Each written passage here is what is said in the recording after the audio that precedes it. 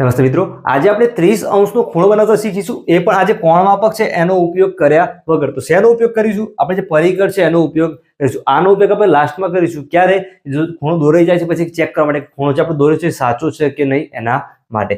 કરવાનું શું? ફૂટપટ્ટી લેવાની છે, એના ઉપર એક આવી લાઈન બનાવી દો, રેખાખંડ બનાવ્યો છે. અહીંયા શું કરો? કિરણ બનાવી દો. તો કિરણ બનાવ્યું છે, એનું બીજું અંતે બિંદુ છે, એનો આપણે શું કરવાનું છે? ઉપયોગ કરવાનો. હવે જો જે પરિકર છે એને લેવાનું છે, એનો એક છેડો અહીંયા મૂકી દો. ક્યાં? જે અણીવાળો ભાગ છે એ કિરણના એક છેડા ઉપર મૂક્યો છે. પછી સામે શું કરવાનું છે? એક અર્ધવર્તુળ બનાવવાનું છે. તો અર્ધવર્તુળ આપણે બનાવી દઈએ. આવી રીતે એક અર્ધવર્તુળ બન્યું છે. આ જે માપ લીધું છે શું કહેવાય? વર્તુળની ત્રિજ્યા એ બદલવાની નથી. એવી જ અહીંયા મૂકી દો. હવે મૂક્યું છે.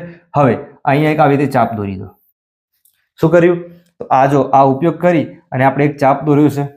પહેલા અહીંયાથી મૂક્યું, અર્ધવર્તુળ દોર્યું, એ જ માપ રાખીને અહીંયા એક ચાપ દોર્યો છે. જો આપણે આ બિંદુ અને આ બંને જોઈન્ટ કરી દઈએ, ખૂણો કેટલાનો બનશે? 60 નો બનશે.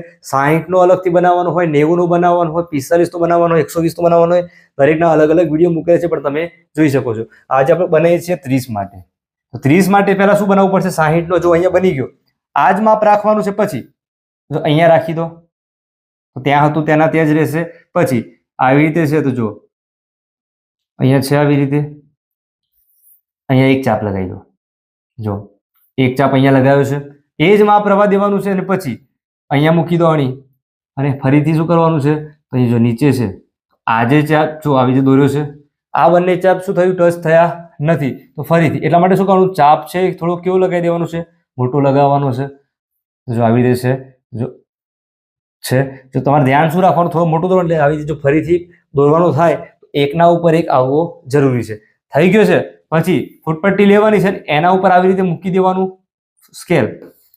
અને આ જે બિંદુ છે એ અને આ જે બંને બિંદુ જોઈન્ટ થાય છે એ બંને શું કરવાના છે? જોડવાના છે. જો આવી રીતે કરશો તો થાય છે. તો અહીંયા તો માપ લખેલું આવે છે, તો તમે આવી રીતે દોરી શકશો. આ બંને બિંદુ જોઈન્ટ કર્યા છે. પછી કોણ માપક લેવાનું, અહીંયા આપણે મૂકીએ. કોણ માપકનો અલગથી ઉપયોગ કરવાનો છે, એના પણ વિડીયો અલગથી બનાવેલા છે. અહીંયા આવી રીતે કોણ માપક મૂક્યું છે, નીચેની લાઈન આવી જાય છે. તો આ લાઈન ક્યાં જાય છે? જો બંને લાઈન એકના ઉપર એક આવી જાય છે. તો જો આ જે વાદળી લાઈન અને લાલ જે છે બંને સેમ આવે છે. તો અહીંયા માપ પણ લખેલું આવે છે. કેટલું છે? તો 30 નું છે.